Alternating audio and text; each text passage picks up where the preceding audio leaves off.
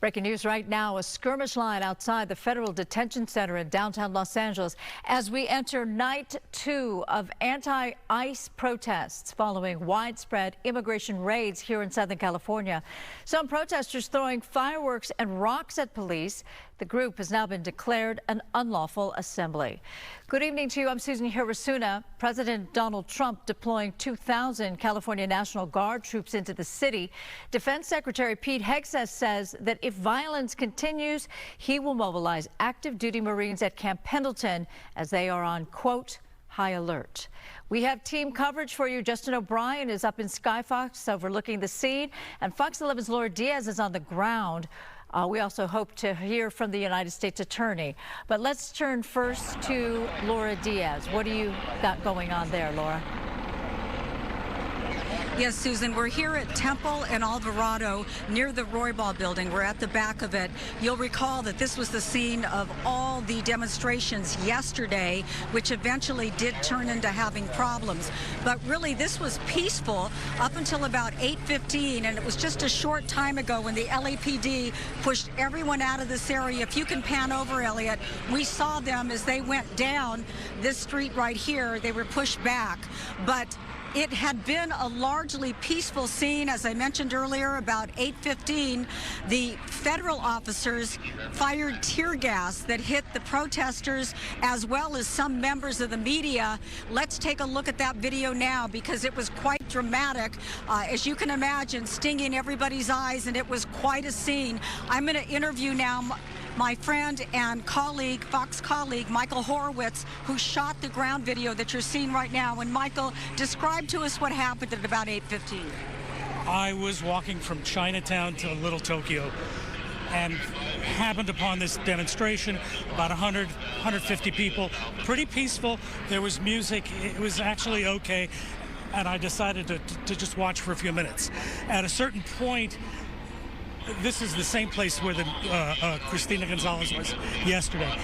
It's the driveway behind the Roybal building. At a certain point around 8:30, dozens and dozens of federal officers, you could see them on the other side of this giant gate. And we should be seeing this video again. We have video of this. I shot the video, and you could see them in riot gear on the other side of the gate. That taunted the protesters. They started talking really bad language, taunting the feds. I decided to go back across the street to where the live trucks were with the media, and then all of a sudden the gates flew open and the tear gas was starting to shoot at us. And I'm just not sure that the situation called for it at that moment. But how bad was the tear gas? For your eyes stinging, describe to us. It was pretty bad. I mean, we've all been through worse, but it's the last thing anybody expected. There was working members of the media. They were wired up with microphones and cameras, and there was no place for them to go. I could at least run away. Somebody gave me this, and I was really happy about that, and shoot the video that hopefully you're watching right now. Okay. But a lot of people got caught in the middle, and it was bad. Okay. Thank you very much, Michael. We have been monitoring this story all day long.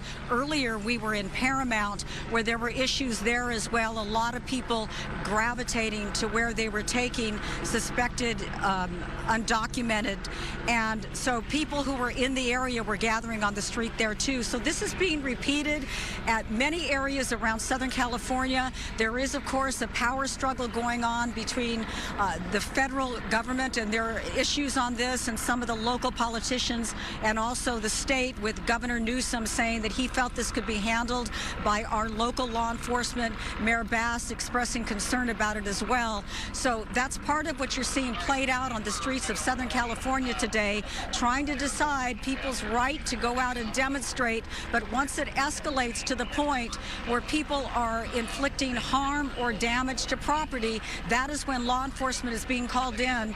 We know that Chief Jim McDonald said said that, you know, the LAPD is not an arm of the INS, that they're here to keep peace in the community, that they would not be called in unless it was absolutely necessary. As we pan off again, you can see that the LAPD are firmly entrenched here. At one point, the demonstrators started streaming down the street, running, and we were the only ones left behind. But it has been a day like this, pretty raucous at various areas throughout Southern California, trying to figure out where the line is. But we do know that, of course, the National Guard being sent here to Southern California, a lot of people taking issue with that, including the governor, saying that he did not think it was an appropriate thing to do, that we could handle it here on our own. But so far, you're looking at a live shot of the LAPD near the Roybal building, and this is still being played out on the streets of Southern California as a city that is regarded as a sanctuary city is being tested right now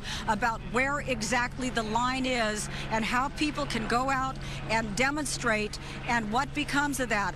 We had some video earlier that we showed you when the chaos ensued here in LA. I'm Laura Diaz reporting live from downtown Los Angeles, sending it back to you in the studio. Susan? All right, Laura, before I let you go, just for some clarity on your interview with Michael, he sort of suggests that aside from verbal taunts, that there wasn't anything that the protesters did necessarily that would warrant, in his opinion, the lobbing of the tear gas. Is that correct? Right. He said that it was peaceful up until that point. And then if you look at that video, which I hope we've run several times because it was good, you could see a large number of those federal officers behind the gates. And so there was some kind of verbal exchange that appeared to be happening there. And at that point, they fired the tear gas, which included the media. And that's, you know, pretty unusual for the tear gas to be fired at the media, but that's, according to Michael's video and to his firsthand account, he says that's what occurred. But we were in Paramount at that time, so we arrived after that. Yeah, but to be sure, there were quite a few scenes from the city of Paramount that included a lot of destruction. In fact, one of our Fox 11 vehicles was destroyed by presumably demonstrators or protesters that were in the area. So it's not as if we can paint the picture of these protesters being exactly peacefully demonstrating. Have you seen anything else? No, I wasn't suggesting that. No, I'd say it's a case-by-case basis, Susan. I mean, I was in a different location from where Matthew Seedorf was earlier today. I also think the time of day has something to do with it, but what we saw today in Paramount, there were no problems. At one point, somebody did throw a Molotov cocktail, an attempt, and it did not engage. It did not blow up, but it did start a small fire. So where I was largely peaceful in Paramount, and I was told from Michael that it was largely peaceful here. So I think it just depends where you are, how many people are assembled, and what the exchange is. It's just the randomness of it all. Yeah, indeed. Laura Diaz, thank you very much. Stay there.